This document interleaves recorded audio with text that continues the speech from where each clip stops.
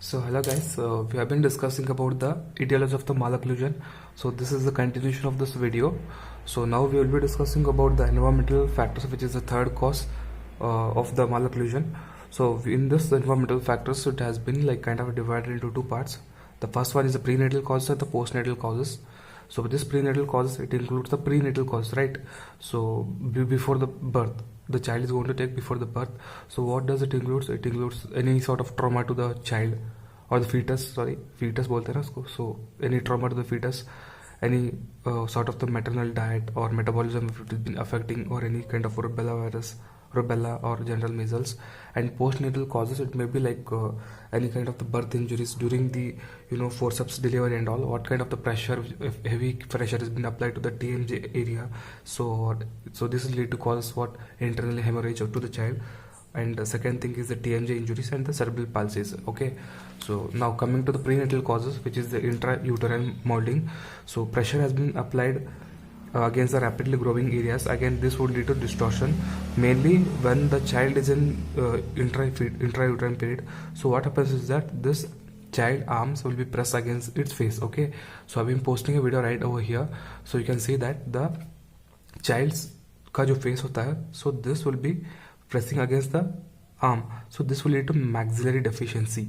Again the same thing, but if the head is been touching to the chest, would lead to the mandible deficiency, and the decrease in this amniotic fluid will also lead to mandible, small mandible, okay, retrognatic mandible, right?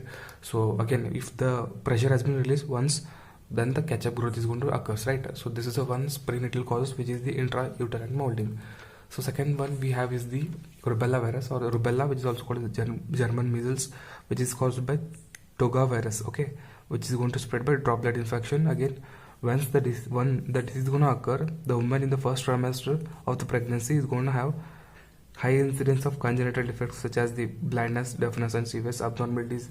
Mainly rubella virus में क्या होता है? Enamel hyperplasia, delayed eruption of the deciduous tooth. So this is the thing of prenatal. In case of postnatal, what we have is the forceps delivery. Okay, forceps delivery मतलब whenever we are going to occur any delivery time, if heavy pressure is being applied to the TMJ, so this will lead to the internal hemorrhage, loss of tissue, and again subsequent underdeveloped mandible, which will lead to the TMJ damage. Okay, so this is the one thing, forceps delivery. And the childhood fracture of the jaws is also the factor for postnatal cause. So mainly mandible ज़्यादा fracture होता है. Mandible में भी what is that, condylar neck is most vulnerable. Again 75% of the neck, this fracture is going to occur, then normal growth is going to take place, and that normal growth is also what, asymmetric growth due to injury. What is that, scarring is going to restrict that growth. So how do we manage it? We are going to manage by immobilization. Early immobilization will be done. So next one is the muscular trauma, whether it may be excessive muscle contraction or the decrease in muscle tonicity. Okay, in case of muscular trauma, so see why the muscles have been required for rapid growth. Okay, bone growth is dependent upon the muscles. Okay, so coming to the first functional matrix theory in the first chapter, what we said, so it relates to that. So bone growth is influenced by muscle capsule or the matrix. So why this is being required for the movement of the mandible upwards or downwards. Okay, again, therefore the growth of this bones is affected whenever the muscle is going to be what, damaged. Now the second same thing, excessive muscle contraction and the decrease in muscle tonicity. Okay, this can restrict the growth of the mandible. In this excessive muscle contraction, this one is going to occur. Okay, what is that, torticollis, which is a rapid muscle spasm of the sternocleidomastoid. Once if the neck has been turned to the affected side, that is going to reflex, वहाँ पे क्या होने लगता है, growth restriction होने लगता है. सो अगर फेशियल असिमेट्री भी होने लगता है एंड सर्जिकल करेक्शन भी करना पड़ता है. So that is the thing. So decrease in muscle tonicity is also cause. So this will lead to what, excessive eruption. What is that, excessive eruption of the posterior teeth, narrow constriction of the maxillary arch, and anterior open bite. So these are the some things, okay, about the postnatal causes. Now about the predisposing, fourth one is the predisposing metabolic climatic conditions. In this we have the three things: metabolic, endocrine and infectious diseases. In the endocrine we have the what, hyperthyroidism, hypopituitarism, okay, which is also called as dwarfism. So यहाँ पे क्या होने लगता है, यहाँ पे क्या होता है कि यहाँ पे decrease cranial base measurements would lead to what, anterior open bite, delayed tooth eruption, incomplete tooth formation, tooth mobility, incomplete closure of the apical foramen. So these are the things. Okay, in the hyperpituitarism, what is going to happen? Gigantism. Okay, accelerated development of the especially mandible, dental arch development, thickening of the cortical plates, hypersegmentosis, osteoporosis. So hyperpituitarism, right? Now in case of what? Hypothyroidism, और we can call it as the cretinism और myxedema. Okay, इसमें क्या होता है? Growth retardation होता है, spacing between the teeth, vertical growth of the face and decrease in cranial base length. Okay, so yeah, this is about the hypothyroidism. And hyperthyroidism, heat tolerance with respect to what? BMR, appetite, increase in facial height, accentuated skeletal growth, prognathism, mandible osteoporosis and hyperparathyroidism. So these are the causes. Okay, hypo and hyperparathyroidism. बस नाम याद रख लो, बस काफ़ी हो जाएगा. So coming to the infectious, हमने study किया था metabolism, endocrine and then what? Infectious में ये थोड़ा इंपॉर्टेंट होता है. So what is that? First thing, we have the congenital syphilis, osteoporosis and TB. In congenital syphilis, we have the peck-shaped laterals, and we have the mulberry molars, which is also called as the Fournier's molars or the Moon's molars. Okay, and enamel hypoplasia, delayed tooth eruption, unerupted maxilla, underdeveloped maxilla and narrow maxillary arch. So this is about the congenital syphilis. Osteomyelitis में क्या होता है? Bone response with respect to force is altered. Okay, so in case of tuberculosis, we have the general standard growth and delayed tooth eruption. Okay, so हमने study किया था mums और rubella case में. वहाँ पे क्या होता था? टूथ ग्रोथ का क्या होता है? Tooth retarded tooth eruption and again dental hypoplasia or enamel hypoplasia and again CLCP is also seen, cleft lip and palate. Mumps में क्या होता था? Dental hypoplasia and retarded eruption. These are the two important things. And most major thing is what? Rapid enlargement of salivary gland. Okay. Now coming to the fifth factor, which is the dietary problems and nutritional deficiency. It includes what? Many things, like we have the nutritional problems such as the hypervitaminosis, riboflavin A, folic acid, insulin, iodine deficiency. All of this would lead to what? CLCP. Okay, now sixth one is the abnormal pressure habits.